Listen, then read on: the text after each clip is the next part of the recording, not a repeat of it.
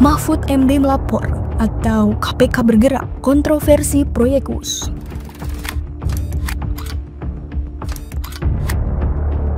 Proyek kereta cepat Jakarta-Bandung yang kini dikenal dengan nama WUS digadang-gadang sebagai simbol kemajuan dan modernitas Indonesia. Namun, di balik gemuruh rel dan kecepatan 350 km per jam itu, kini muncul suara lain. Suara keraguan, dugaan markup, dan bahkan indikasi korupsi. Apakah proyek yang seharusnya menjadi kebanggaan nasional ini justru menjadi sumber kebocoran keuangan negara? Awalnya, proyek ini dirancang senilai 5,5 miliar US dollar.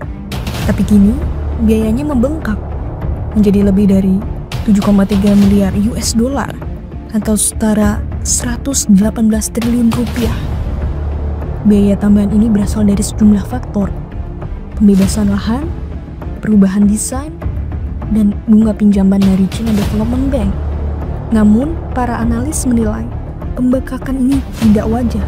Perbandingan sederhana bisa dilihat dari proyek sejenis di luar negeri. Mari kita coba bandingkan. Di Tiongkok, biaya pembangunan kereta cepat per kilometer hanya sekitar 17-21 juta US dollar. Sementara di Indonesia, biaya per kilometernya mencapai 52 juta US dollar atau hampir 3 kali lipat lebih mahal. Padahal teknologi, kontraktor, dan pembiayaan yang digunakan justru berasal dari pihak yang sama, Konsorsium Tiongkok. Beberapa analis menyebut perbedaan ini bukan sekedar persoalan lahan atau geografi. Mereka menilai ada indikasi markup, yakni penggelembungan nilai proyek yang diduga melibatkan pihak tertentu di dalam negeri. Sejumlah tokoh sudah mulai angkat suara, seperti Antoni Budiawan, seorang ekonom dan analis kebijakan publik, menjadi salah satu yang pertama menyoroti ketidakwajaran biaya ini. Ia menyebut perbandingan dengan harga di Cina menunjukkan adanya indikasi markup luar biasa yang perlu diaudit secara transparan. Kemudian Ubedillah Badrun, analis politik dari Universitas Negeri Jakarta, menegaskan bahwa proyek ini tidak efisien dan sudah merugi sekitar 4,1 triliun rupiah. Ia menyebut indikasi kerugian ini memperkuat dugaan adanya praktik koruptif. Bahkan Said Didu dan Agus Pambagio, dua pengamat kebijakan publik yang sering mengkritisi proyek pemerintah, menilai proyek WUS sebagai contoh buruk dari keputusan investasi yang tidak matang dan berpotensi merugikan negara. Suara paling kuat datang dari Profesor Mahfud MD, mantan Menko Polhukam sekaligus mantan Ketua Mahkamah Konstitusi. Dalam salah satu tayangan di kanal YouTube-nya, Mahfud menyebut bahwa biaya proyeksi kereta cepat di Indonesia mencapai sekitar 52 juta US dollar per kilometer. Sementara di Cina hanya 17-18 juta US dollar per kilometer. Ia menilai selisih besar itu patut dicurigai sebagai indikasi markup dan karenanya perlu segera diselidiki oleh lembaga penegak hukum, termasuk KPK. Mungkin ada kickback, mungkin ada markup dan sebagainya. Nah itu semua supaya diteliti karena isu ini sudah menjadi isu yang sangat besar. Pernyataan Mahfud sontak mengguncang opini publik, sebab bukan sembarang orang yang bicara. Mahfud adalah tokoh hukum nasional, memiliki akses terhadap data intelijen dan laporan keuangan pemerintah saat menjabat Menko Polhukam.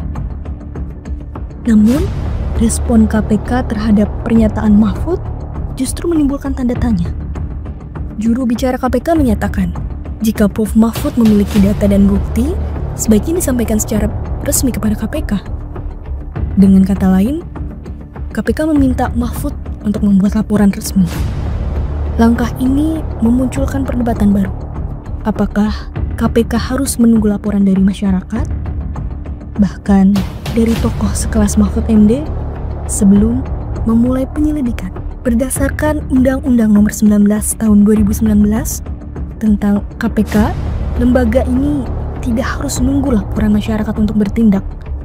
Pasal 44 ayat 1 Undang-undang tersebut menegaskan bahwa KPK dapat memulai penyelidikan berdasarkan informasi atau data yang diperoleh sendiri, bukan semata dari laporan formal.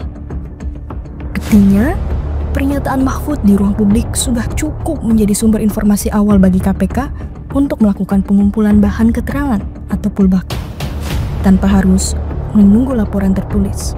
KPK cukup menerbitkan surat tugas penyelidikan dan mulai mencari data pendukung, misalnya hasil audit BPK, kontrak proyek KCIC, atau dokumen pembiayaan dari CDB. Untuk memulai penyelidikan, KPK hanya perlu memastikan 5 hal. 1. Ada informasi awal yang kredibel. 2. Ada dugaan unsur tindak pidana korupsi. 3. Kasusnya masuk dalam kewenangan KPK, melibatkan penyelenggara negara, kerugian besar, atau perhatian publik. 4. Ada dasar administratif berupa surat tugas penyelidikan. Dan 5. Tujuannya jelas untuk menguji kecukupan bukti permulaan. Semua unsur ini sebenarnya sudah terpenuhi dalam kasus ini. Ada data publik, ada dugaan kerugian besar, ada keterlibatan BUMN, dan ada perhatian luas masyarakat. Dalam konteks hukum dan moral kelembagaan, KPK tidak semestinya pasif. Menunggu laporan dari Mahfud MD seolah menunjukkan bahwa KPK enggan menggunakan kewenangan proaktifnya. Padahal, tugas KPK adalah menjadi inisiator pemberantasan korupsi, bukan sekedar penerima laporan. Langkah terbaik bagi KPK sekarang adalah segera mengumpulkan bahan keterangan secara mandiri, memeriksa hasil audit BPK dan BPKP, menelusuri kontrak antara KCIC dan kontraktor Tiongkok, serta menilai kelayakan pembiayaan dari CDB. Dengan bertindak cepat dan transparan, KPK bisa menunjukkan bahwa lembaga ini masih memiliki keberanian moral dan independensi hukum. 2 hal yang dulu menjadi identitas KPK di masa awal berdirinya. Karena jika proyek sebesar WUS dengan dana publik ratusan triliun rupiah dibiarkan tanpa pengawasan hukum, maka kecepatan kereta ini tidak akan sebanding dengan lambannya keadilan di negeri ini. Keadilan tidak datang karena laporan, tetapi karena keberanian untuk mencari kebenaran. Dan dalam proyek WUS, bangsa ini sedang menunggu siapa yang berani memulai langkah pertama.